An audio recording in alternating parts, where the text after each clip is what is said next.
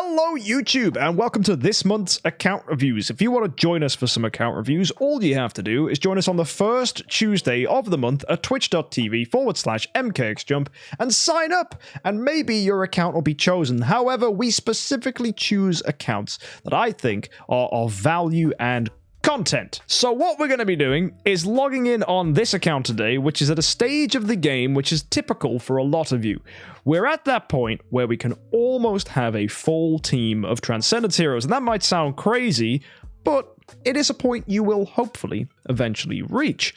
So folks, let's log in and go take a little look at this. We got a VIP 7, level 230, with 1.8 billion gold, and 6,000 gems. So immediately, not a lot of gems, which is quite alarming this close to anniversary. However, we will be going and taking a look at all the other things, and hopefully you can get some gems between now and then.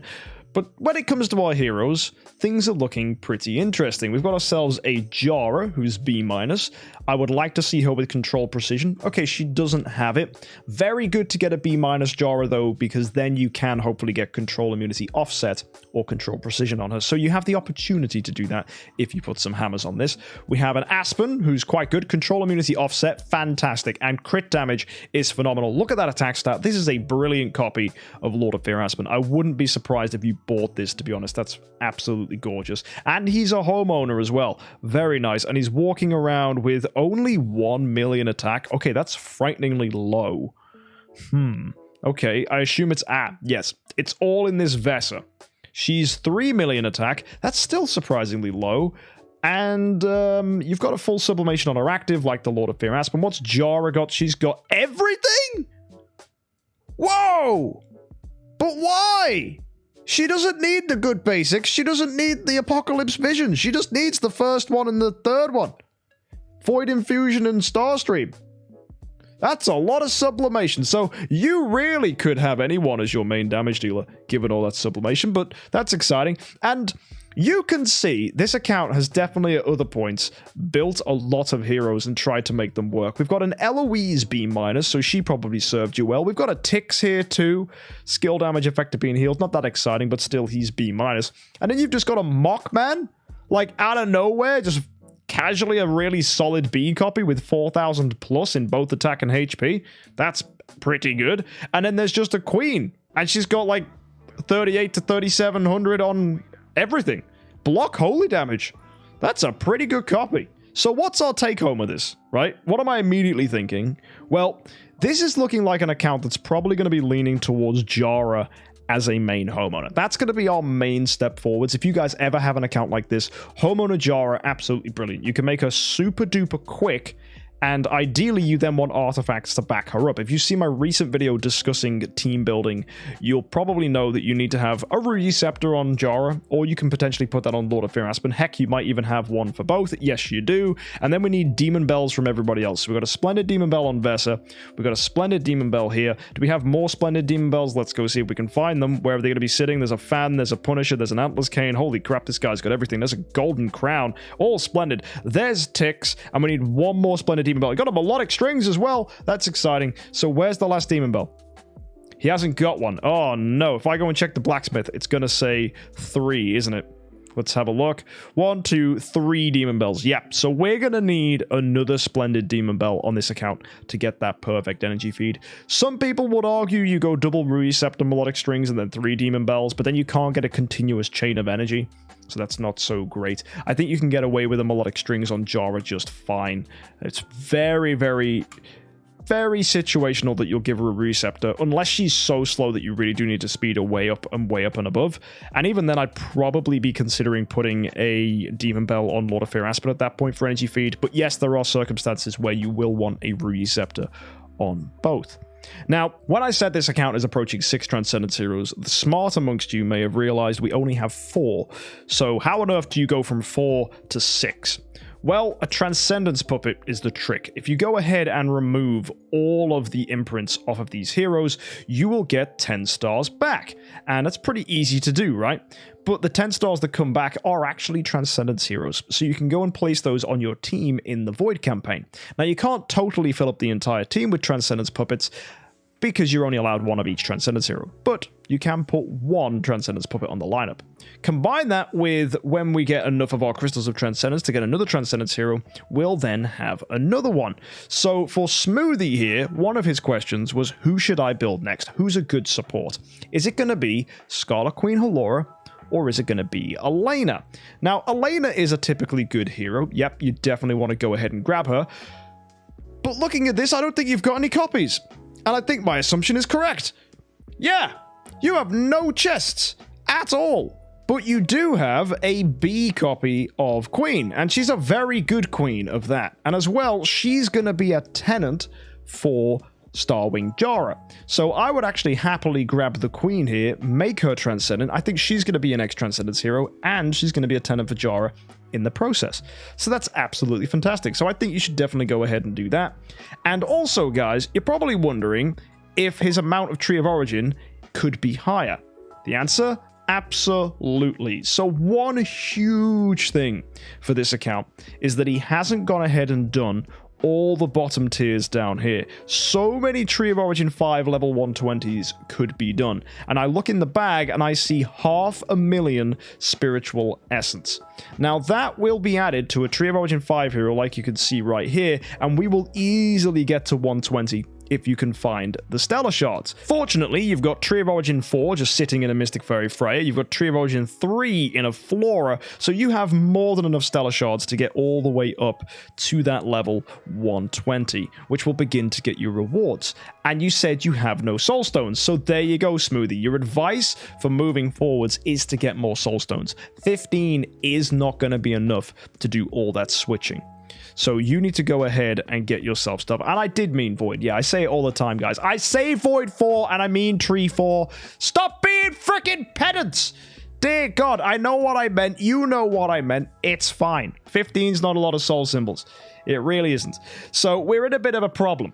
And it's a classic problem. But if you look here, we have 894 scrolls, which hopefully can get to 1,000 by anniversary, and you'll get yourself maybe 10 soul symbols at anniversary if it's worth using your scrolls. So subscribe if you want to know if that's the case. Hopefully it will be. And if you go ahead and do the monthly challenges, you'll get even more from here just by doing your super wishing coins. So as this resets, you'll get some more. Profit orb events as well will give you some good stuff. So have you got any profit orbs? That's a great question. 72. No, that's not so good. So basically, once you have enough soul symbols, then, of course, you want to go do the Glory Challenge. You can do some of your Seal lands in the process there as well. Let's go take a look. Never done Light. Hardly touched Abyss. And that's it. Everything else is pretty much there. You can push if you want to. I suppose you could do Dark very, very easily. You can get a lot further there for sure. I think you could also try Fortress maybe if you built like a Tree of Origin 5 HomeownerJUMP just to see what happened.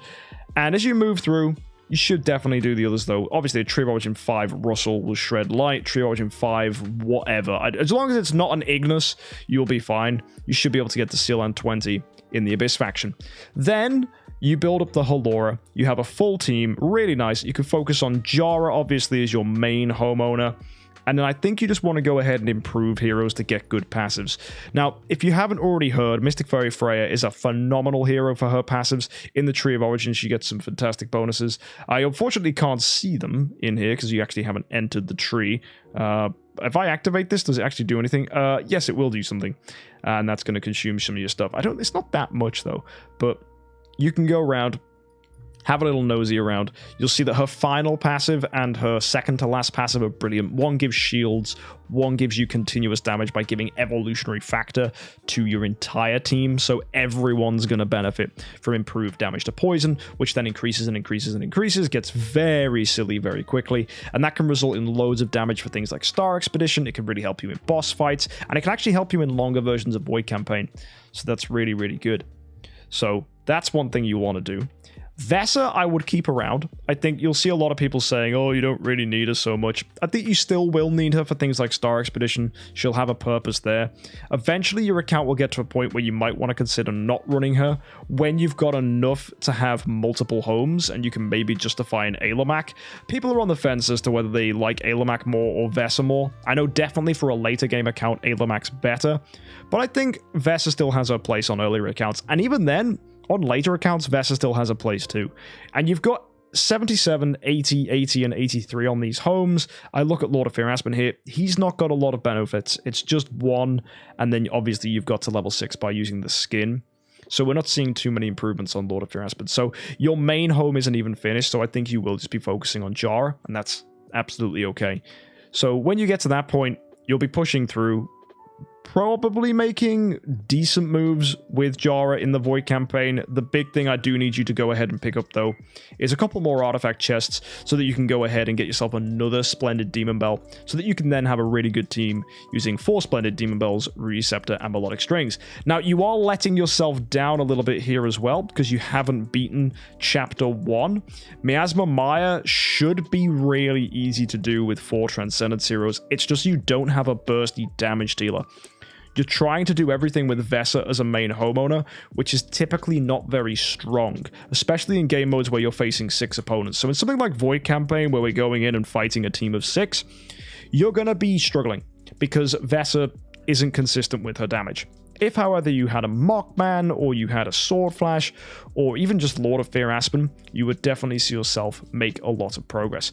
So when you do get that queen in, or you could even try now for that matter, try and run a team that energy feeds Jahra so she locks down your opponents, and then you're able to go ahead and deal damage to them without them dealing damage back to you. Because the big issue with Void Campaign is the enemies are really, really, really annoying. No doubt you're probably struggling against something like a Valkyrie or homeowner. Yep, that was going to be my second guess. 147 is the classic. You will want a fast Jahra here who can continuously CC that homeowner, and you're also probably going to be wanting to put poison reduction on here. If you can remove damage over time, using damage over time Purify, you will actually not get shredded by the homeowners. Most people think crowd control is the issue here. It's not. It is totally poison. You actually contemplated pivoting into full Mockman, but you decided against it. I don't think there's a reason to do that, because you don't actually have a tremendous amount of sublimation. You've thrown it all onto Jahra, but you don't need it here. You've got a basic attack, which I suppose could help out Lord of Fear Aspen, and I think that passive actually is going to be more useful on other heroes. A final passive is great on Freya. As I said, it's going to be good on Halora too if you decide to Tree of Origin 5 her. So you'll actually find that your sublimation will be eventually stretched thin, right? You don't have a lot. So yeah, I don't think you need to be pushing all into someone like Mockman or anyone like that. I think staying with Jahra is really smart, and I think that's going to give you the most progress possible. And I think that goes for any person that's just trying to get good progress when they're coming towards the end of mid-game and they're approaching that point where they can have a team of 5 Transcendence heroes plus a puppet. I think always going for Jahra, having energy feed, putting on a Receptor on your Lord of Fear Aspen, making him nice and quick as well. You'll have more than enough progress to get you to a point where you can have upgraded stones. You can probably get yourself a decent amount of cores coming from here. Chapter 2, level 5 is pretty much where most people can get up to. Although now with Jahra, we're seeing people get well into the 3rd chapter and see themselves making a ton of progress. So I definitely think it's doable with a Jahra. I don't think you need to worry at all, as long as you've got some good stuff for it. And I'm pretty confident you had the core, right? Let's go see. Yeah, you got Jahra's primary core of origin, so that's absolutely perfect. So really, I think this account's got a lot of potential. So if you guys at home have an account like this one, do try and focus it around Jahra when you get to that point. And when it comes to Vesa, she's going to be your Star Expedition hero. You'll have Jahra as a tenant, and you'll be using Freya as a tenant. So ideally, we want to get Tree of Origin 5 or Mystic Fairy Freya as well. I would love to see that come in. The only way you're going to get enough spiritual essence to do that is by going ahead and beating the Glory Challenge here and doing all those bottom tiers. So as soon as you get soul symbols, hopefully you can make a ton of progress. You have the option to get Sublimation or Core for this week's event. You're thinking core, but would it be better to do sublimation? I think you should go with sublimation. I don't think you need to get too carried away with cores. You've already got one that's good. We've already seen DH games have a tendency to start giving cores free to play to people, so that's wonderful. I think stick with sublimation, get more of that. That's definitely going to improve your heroes. Sublimation is the resource at the moment free-to-play players should be chasing. I know cores can be exciting, but You don't need a lot of cores compared to just how much sublimation you need. And you'll even see that later game players, we still need a ton of sublimation. And if you want to open up the opportunity to consider other big heroes like Mockman, like Vulcan, you're going to need a lot of sublimation. For people like Elena, for people like Ailamak, newer Transcendence heroes are definitely looking like they're really sublimation focused. So even if you did try to prioritize cores, there's also the issue that sublimation is becoming so much more necessary for newer Transcendence heroes. And if newer Transcendence heroes do become the big meta choice, then unfortunately the cores of older heroes just won't be as good, whereas sublimation can be moved from one hero to the next. So just remember, cores are nowhere near as versatile as sublimation either. Hopefully that was smoothie. You learned something. Hopefully with your account you can feel like you're going to move in the right direction now and know what hero to focus on. And also for you guys at home, hopefully you've seen a little look into what happens when you do get to a point where you can start pushing Void Campaign with a full team of 6. Good luck, man. The classic Jahra strategy by no means has been pushed away. I know you've seen a lot of content recently with Mockman and Lord of Fear Aspen, but Jahra is still fantastic. Good luck, Smoothie. I hope you make a lot of progress, and let us know in the comment section down below if you still use Jahra as a main homeowner. Until next time, happy idling.